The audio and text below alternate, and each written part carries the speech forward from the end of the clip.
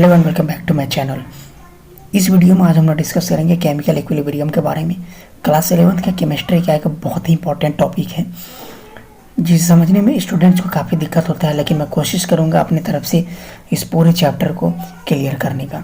Chapter में content कम है लेकिन कंटेंट थोड़े लंबे लंबे होंगे, इसलिए चैप्टर लंबा लगेगा। So don't worry, I will discuss in whole chapter in whole detail. Okay, so first topic is irreversible reaction. इसमें पहला जो टॉपिक आता है वो है इरिवर्सिबल रिएक्शन। जैसे कि इरिवर्सिबल रिएक्शन जो होता है ये क्लास 10th में भी आप पढ़े होंगे। इरिवर्सिबल रिएक्शन कहने का क्या मतलब है? ये एक ऐसा रिएक्शन जिसमें जब रिएक्टेंट आपस में रिएक्ट करते हैं तो प्रोडक्ट बनता है। इसमें प्रोडक्ट जो है वो वापस रिएक्टेंट नहीं बना पाता है। तो कहने का क्या मतलब हुआ कि ये जो रिएक्शन होगा वो एक ही डायरेक्शन में होगा, that is in forward direction. एक ही डायरेक्शन में एक बार प्रोडक्ट बन गया तो बन गया, फिर रिएक्टेंट नहीं बनेगा। सो इसको हम लोग जैसे एक एग्जांपल यहाँ पर देखिए क्या लिखा हुआ, BeCl2 + Na2SO4। जब ये दोनों आपस में रिएक्ट करेंगे तो Ba और SO4, चूँकि ये प्लस है और ये माइनस है, ये कैटायन और ये एनायन, तो आपस में रिएक्ट करेंगे तो BaSO4। उसी तरह Cl2 और Na रिएक्ट करेंगे तो सॉल्ट बन जाएगा, NaCl बन जाएगा। अब ये जो प्रोडक्ट बना ये प्रोडक्ट वापस में रिएक्टेंट नहीं बना पाएगा। इसे हम लोग डिफाइन किस तरीके से करेंगे? The reactions which occur only in one direction, that is the chemical reaction which proceed in such a way that the reactants are completely converted into products। मतलब ऐसा रिएक्शन जिसमें रिएक्टेंट जो है वो कम्प्लीटली कन्वर्ट हो जाएगा product में, and the products do not react together, और प्रोडक्ट फिर आपस में रिएक्ट नहीं करेंगे टू प्रोड्यूस रिएक्टेंट्स अगेन, और रिएक्टेंट दोबारा फिर नहीं बनेगा, are called irreversible reaction. Example BaCl2 + Na2SO4, BaSO4 + 2NaCl। ये रिएक्शन किस तरीके से होता है आप क्लास 10th में पढ़े होंगे। इजी होता है, प्लस वाला माइनस और माइनस वाला प्लस से रिएक्ट करता है और बन जाता है। ठीक है, कुछ और एग्जाम्पल देखते हैं, जैसे थर्मल डिकम्पोजिशन ऑफ KClO3। तो ये जो थर्मल डिकम्पोजिशन होता है 2KClO3 का, वो MnO2 की प्रेजेंस में होता है, मैग्नीज ऑक्साइड की प्रेजेंस में होता है। ठीक है, 2KClO3 तो बना गया 2KCl + 3O2। उसी तरह NH4NO2 ये क्या बना गया, N2 + 2H2। ठीक है, तो इस तरीके से ये आई होप क्लियर हुआ होगा। नेक्स्ट जो अगला टॉपिक है वो होता है इरिवर्सिबल रिएक्शन। इरिवर्सिबल रिएक्शन जो होता है वो जस्ट रिवर्सिबल का उल्टा आता है। कहने का मतलब रिवर्सिबल रिएक्शन जो है वो दोनों तरफ से होगा, दोनों डायरेक्शन में। रिएक्टेंट जब टूटेगा तो प्रोडक्ट बनाएगा, प्रोडक्ट फिर रिएक्शन करेगा तो क्या बनाएगा, रिएक्टेंट बनाएगा। तो मतलब फॉरवर्ड डायरेक्शन और बैकवर्ड डायरेक्शन दोनों डायरेक्शन में हो सकता है। जैसे यहाँ पर देखिए एग्जांपल में 2HI ये टूटा और बनाया H2 + I2। अब ये H2 + I2 फिर रिएक्ट करके 2HI बना देगा। ठीक है, इसमें और ध्यान देने वाली बात है कि रिवर्सिबल रिएक्शन में क्या होता है, रिवर्सिबल रिएक्शन को दिखाया जाता है डबल एरो की तरह, हाफ एरो और 2 डबल एरो लगाया जाता है। Double arrow opposite to each other, दोनों का डायरेक्शन उल्टा हुआ, जैसे ये इस तरीके से। तो इसको हम किस तरीके से डिफाइन करेंगे? डिफाइन करने का सिंपल तरीका ये है, the chemical reaction which take place in both the directions under similar condition, that is the reactions in which the products also react to give reactants again. मतलब एक ऐसा रिएक्शन जो दोनों दिशाओं में होगा, दोनों डायरेक्शन में होगा, और जब प्रोडक्ट बनेगा तो प्रोडक्ट वापस में फिर रिएक्टेंट दे देगा। ठीक है, इसमें ध्यान देने वाली बात यह है कि ये जो रिएक्शन होता है ये क्लोज्ड वेसल्स में होगा। कोई भी कंटेनर होगा जो क्लोज होगा, मतलब पूरा बंद होना चाहिए तभी रिएक्शन होगा, अदरवाइज रिएक्शन जो है पॉसिबल नहीं होता है। ठीक है, मतलब अगर मान चलिए कोई रिएक्शन हुआ, प्रोडक्ट बना, वो प्रोडक्ट अगर वापस आ गया तो फिर वो प्रोडक्ट रिएक्शन करके फिर रिएक्टेंट कैसे बनेगा? अगर प्रोडक्ट वापस हो गया तो। ठीक है, सपोज कोई वेसल्स है, इस तरीके से इसमें रिएक्शन हुआ और अगर प्रोडक्ट रिएक्शन के बाद बाहर आ जाएगा तो फिर तो प्रोडक्ट वो रिएक्टेंट बना नहीं सकेगा, इसलिए इसको बंद कर दिया जाता है, उसके बाद रिएक्शन होगा। ठीक है, तो रिएक्शन जब होगा तो प्रोडक्ट तो उसी में रहेगा, तो प्रोडक्ट वापस फिर से रिएक्टेंट बना देगा। कुछ और एग्जांपल है, जैसे PClO5 ये टूटेगा और PCl3 + Cl2 देगा। उसी तरह N2 + 3H2 2NH3 ये देगा। एमोनिया बनाने का जो मेथड होता है हेबर प्रोसेस, ठीक है, माइट भी कहा जाता है, वो भी कौन सा रिएक्शन होगा, रिवर्सिबल रिएक्शन होगा। Now will talk about state of chemical equilibrium. Chemical equilibrium कब आता है, किस स्टेट में, कौन सा कंडीशन में केमिकल इक्विलिब्रियम जो है वो आ जाता है, उसके बारे में हम लोग डिस्कस करेंगे। तो सपोज कीजिए कि एक जनरल रिएक्शन है जो क्लोज कंटेनर में हो रहा है, क्लोज्ड वेसल्स में हो रहा है, A+B और वो बना दे रहा है C+D और फिर C+D रिएक्ट करके A+B बना सकता है। तो क्या हो जाएगा, देखिए इनिशियली क्या होगा, रेट ऑफ फॉरवर्ड रिएक्शन जो है वो ज़्यादा होगा, बढ़ेगा, रेट ऑफ फॉरवर्ड रिएक्शन बढ़ेगा। तो जब रेट ऑफ फॉरवर्ड रिएक्शन बढ़ेगा तो उस कंडीशन में क्या होगा, ए का और बी का कंसंट्रेशन घटने लगेगा, ठीक है। फिर क्या होगा, जैसे जैसे टाइम बढ़ेगा, जैसे जैसे टाइम बढ़ेगा उस कंडीशन में क्या हो जाएगा, रेट ऑफ बैकवर्ड रिएक्शन, यानी ये वाला A+B। तो यहाँ पर ध्यान देने वाली बात है कि शुरू में ए और बी का कंसंट्रेशन घट रहा है और सी और डी का कंसंट्रेशन बढ़ रहा है, लेकिन जैसे जैसे टाइम बढ़ेगा तो एक कंडीशन ऐसा आएगा उसमें क्या होगा, बैकवर्ड रिएक्शन जो है वो क्या हो जाएगा, घटने लगेगा और फॉरवर्ड रिएक्शन का जो प्रोडक्ट है उसका कंसंट्रेशन बढ़ने लगेगा C+D। ऑब्वियसली ऐसा होगा, अगर ये घटेगा तो ये बढ़ेगा, ठीक है। उस समय के बाद क्या होगा, टाइम जो फॉरवर्ड रिएक्शन का जो रेट है, ठीक है, रेट ऑफ फॉरवर्ड रिएक्शन जो है वो स्लो होने लगेगा, ठीक है। और एक ऐसा समय आएगा कि इसका कंसंट्रेशन और इसका कंसंट्रेशन दोनों तरफ से कंसंट्रेशन बराबर हो जाएगा और दोनों का स्पीड भी, जितना स्पीड से ये बढ़ रहा है घट रहा है उतना स्पीड से ये बढ़ने लगेगा। तो एक समय ऐसा आएगा उस कंडीशन में क्या हो जाएगा, इसका रेट और इसका रेट, माने इसका स्पीड और इसका स्पीड दोनों जो है वो स्पीड जो है दोनों का सेम हो जाएगा। तो एट ए टाइम क्या हो जाएगा, rate of forward reaction is equal to rate of backward reaction. तो एक टाइम ऐसा आएगा कि दोनों का कंसंट्रेशन और ये दोनों का कंसंट्रेशन कांस्टेंट हो जाएगा, मतलब बदलेगा नहीं, ठीक है। तो उस कंडीशन में दोनों का रेट ऑफ रिएक्शन जो हो जाएगा वो भी क्या हो जाएगा, रिएक्टेंट का प्रोडक्ट का बराबर हो जाएगा। तो उसको हम लिखेंगे केमिकल इक्विलिब्रियम में ये जो रिएक्शन है वो आ गया है, मतलब state of chemical equilibrium has been established. Okay, so I hope कि आपको क्लियर होगा। नेक्स्ट आगे बात करते हैं। यहाँ पर कुछ ग्राफ दिया हुआ है, रेट वर्सेस टाइम का 3 ग्राफ दिया हुआ है और 3 ग्राफ जो दिया हुआ है वो कंसंट्रेशन वर्सेस टाइम का है। तो इस सारे ग्राफ में पहले हम रेट वर्सेस टाइम का ग्राफ देखते हैं। इसमें आप हमको बताइए कौन सा ग्राफ जो है वो सही होगा और कौन सा गलत होगा। देखिए फर्स्ट ग्राफ में क्या है, बैकवर्ड रिएक्शन, फॉरवर्ड रिएक्शन। शुरू में रेट क्या था, हाई में है, फिर रेट धीरे धीरे धीरे धीरे क्या हुआ, घटने लगा। फिर बैकवर्ड रिएक्शन का रेट था कम था, फिर वो धीरे धीरे धीरे बढ़ने लगा और एक ऐसा कंडीशन आया कि दोनों का रेट जो है वो बराबर हो गया। तो इस कंडीशन में इसको हम कहेंगे इक्विलिब्रियम पॉइंट और फिर हम कहेंगे कि जो रिएक्शन है वो इक्विलिब्रियम स्टेट में आ चुका है, ठीक है। सेकंड ग्राफ को देखिए, यहाँ पर देखिए क्या है, फॉरवर्ड रिएक्शन की अगर हम बात करें, मतलब रिएक्शन जो है वो बढ़ रहा है, मतलब प्रोडक्ट बन रहा है। तो उस कंडीशन में क्या हो जाएगा, रेट जो है वो देखिए धीरे धीरे धीरे धीरे ज़्यादा, शुरू में तो कंसंट्रेशन ज़्यादा रहता है यानी रेट ज़्यादा रहता है, तो फिर क्या हो जाएगा, रेट धीरे धीरे धीरे धीरे धीरे देखिए यहाँ पर घटा, इस पॉइंट तक आया। फिर बैकवर्ड रिएक्शन का धीरे धीरे धीरे रेट बढ़ रहा है, एक पॉइंट आया कि दोनों एक ही पॉइंट पर मिल गया, ठीक है, स्टेट ऑफ इक्विलिब्रियम। लेकिन फिर अगर हम देखें तो फिर जो फॉरवर्ड रिएक्शन का रेट फिर क्या हो रहा है, बढ़ रहा है और फिर इसका भी रिएक्शन जो है वो, मतलब फॉरवर्ड रिएक्शन का रेट घट रहा है और फिर बैकवर्ड रिएक्शन का रेट जो है वो बढ़ते जा रहा है। तो उस कंडीशन में क्या हो जाएगा कि हमको इक्विलिब्रियम पॉइंट मिलेगा ही नहीं, तो ये ग्राफ जो है वो पॉसिबल नहीं है।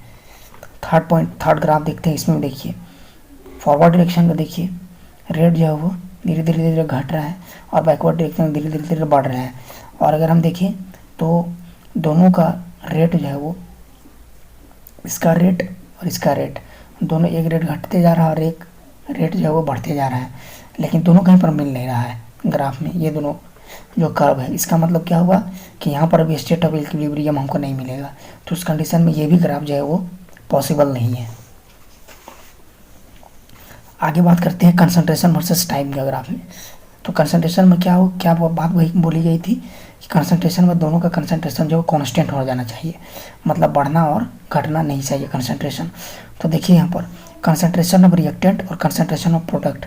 तो यहाँ पर देखिए ये जो देखिए कंसंट्रेशन धीरे धीरे धीरे घट रहा है और ये सीधे जा रहा है, फिर इसका भी कंसंट्रेशन धीरे धीरे धीरे बढ़ रहा है और सीधे जा रहा है। मतलब अब ना तो घट रहा है ना तो बढ़ रहा है। कहने का मतलब क्या हो रहा है कि इसका जो कंसंट्रेशन है वो कांस्टेंट हो गया, मतलब ये ग्राफ भी पॉसिबल है, यानी ये सही है। अगला ग्राफ की हम लोग बात करते हैं इसमें, तो कंसंट्रेशन रिएक्टेंट का देखिए धीरे धीरे धीरे घट रहा है, प्रोडक्ट का धीरे धीरे धीरे घट रहा है, और यहाँ पर आके मिल गया। ठीक है, अब ना घटेगा ना बढ़ेगा, तो उस कंडीशन में क्या हो जाए, कंसंट्रेशन जो है वो कांस्टेंट हो गया, तो ये भी इक्विलिब्रियम पॉइंट कहा जाएगा, यानी ये भी ग्राफ जो है इक्विलिब्रियम स्टेट को दर्शाता है, सही है। अगला ग्राफ हम लोग देखते हैं रिएक्टेंट का। देखिए कंसंट्रेशन धीरे धीरे घट रहा है और घटते ही चला जा रहा है, प्रोडक्ट का कंसंट्रेशन धीरे धीरे धीरे बढ़ रहा है और बढ़ते ही चला जा रहा है। तो इस कंडीशन में क्या हो रहा है कि ये बढ़ते ही चला जा रहा है, घटते ही चला जा रहा है, तो कंसंट्रेशन जो है वो कांस्टेंट नहीं हो रहा है, ना ही रिएक्टेंट का ना ही प्रोडक्ट का। तो इस कंडीशन में हम कहेंगे कि ये जो ग्राफ है इसमें इक्विलिब्रियम पॉइंट हमको कहीं नहीं मिलेगा, मतलब जो रिएक्शन होगा वो इक्विलिब्रियम में नहीं आएगा। इट मीन्स ये जो ग्राफ है ये पॉसिबल नहीं है, यानी गलत है। ठीक है, तो आई होप आपको ग्राफ देखने का भी मेथड जो है वो समझ में आ गया होगा। अब क्वेश्चन यहाँ पर एराइज ये होता है कि हम किस तरीके से इस इक्विलिब्रियम को हम लोग डिफाइन करेंगे। ठीक है, तो इक्विलिब्रियम को हम लोग इस तरीके से डिफाइन कर सकते हैं, केमिकल इक्विलिब्रियम इन ए रिवर्सिबल रिएक्शन। तो केमिकल इक्विलिब्रियम रिवर्सिबल रिएक्शन में ही पॉसिबल है। Chemical equilibrium in A reversible reaction is the state eight which both forward and backward reactions occur at the same speed. मतलब reversible reaction होना चाहिए, और उसमें क्या होगा, जो रेट ऑफ फॉरवर्ड रिएक्शन होगा और जो रेट ऑफ बैकवर्ड रिएक्शन होगा, दोनों का जो रेट होगा वो सेम स्पीड में होने लगेगा, तब हम लोग कहेंगे उसकी केमिकल इक्विलिब्रियम एस्टेब्लिश्ड हो चुका है। या फिर इसको और एक तरीके से डिफाइन कर सकते हैं, chemical equilibrium in A reversible reaction is the state eight which both forward and backward reactions concentration do not change, that is concentration should be constant during reaction. मतलब एक ऐसा रिवर्सिबल रिएक्शन जिसमें forward reaction और backward reactions में जितने भी substances हैं इन सबका कंसंट्रेशन जो है वो कांस्टेंट हो जाएगा, तो हम कहेंगे कि इक्विलिब्रियम एस्टेब्लिश्ड हो चुका है। एक और तरीके से हम इसको डिफाइन कर सकते हैं, कैसे, देखिए यहाँ पर the chemical equilibrium in A reversible reaction is the state in which the measurable properties of the system like pressure, density, colour, concentration do not undergo any further noticeable change with time under given set of conditions. मतलब कोई भी अगर reaction हो रहा है, reversible reaction हो रहा है, किसी कंडीशन में कोई कंडीशन दिया हुआ है, तो उसमें क्या होगा कि अगर उस सिस्टम में जो रिएक्शन हो रहा है उस सिस्टम में अगर उस सिस्टम में प्रेशर, डेंसिटी, कलर, कंसंट्रेशन ये सब चेंज नहीं हो रहा है, कोई भी फर्दर चेंज नहीं हो रहा है, तो हम कहेंगे कि जो सिस्टम में जो रिएक्शन हो रहा था वो इक्विलिब्रियम में एस्टेब्लिश्ड हो चुका है। जैसे यहाँ पर देखिए इस फिगर में, जैसे इस रिएक्शन की अगर हम बात करते हैं तो इसमें आयोडीन का वेपर लिया गया है और H2 गैस लिया गया है। तो शुरू में ये दोनों का जो मिक्सचर होगा, जो मिक्सचर होता है, मतलब रिएक्शन में जो मिक्सचर बनेगा उसका जो कलर होता है तो वो कलर जो है डीप वायलेट कलर होता है। लेकिन कुछ देर बाद, शुरू में तो कलर आप नोटिस कर पा रहे हैं, लेकिन कुछ देर बाद क्या होगा कि जो रिएक्शन होगा उस रिएक्शन में क्या होगा कि धीरे धीरे इसका जो कलर जो है वो घटने लगेगा। कलर का जो इंटेंसिटी है वो धीरे धीरे धीरे जैसे जैसे टाइम बढ़ते जाएगा वैसे वैसे घटने लगेगा, और फिर बाद में क्या हो जाएगा, कांस्टेंट हो जाएगा, कलर जो है वो कांस्टेंट हो जाएगा, ना ही घटेगा ना ही बढ़ेगा। तो इसका मतलब क्या होगा कि आप कोई भी इसमें कलर जो चेंजिंग है उसको आप नोटिस नहीं कर पाएंगे, कितना बढ़ रहा है कितना घट रहा है।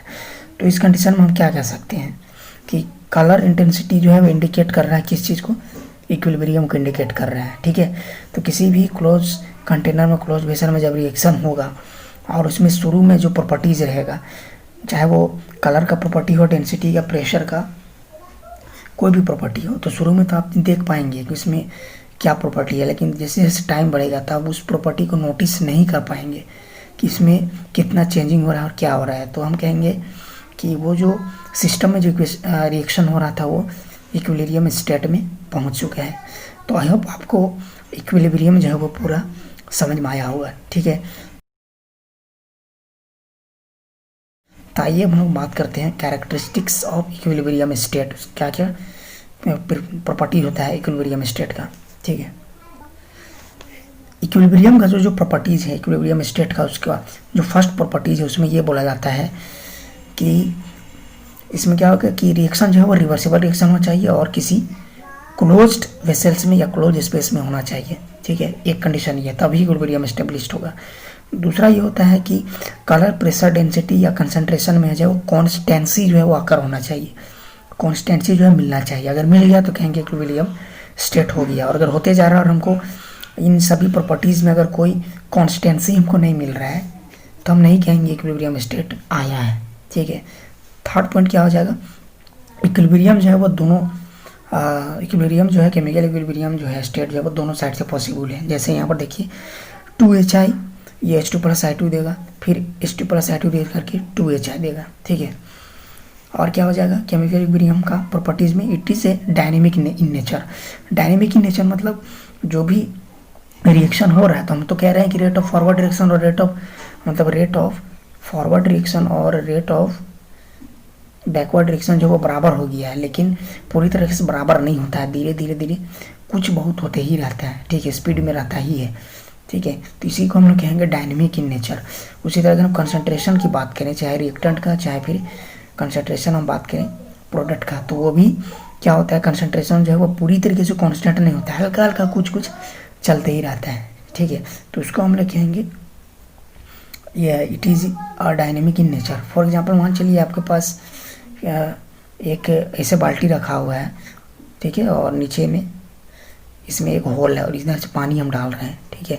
जब इसमें हम पानी डालते रहेंगे तो इधर से क्या हो जाएगा, पानी निकलते रहेगा, आप कितना भरिए निकलते रहेगा।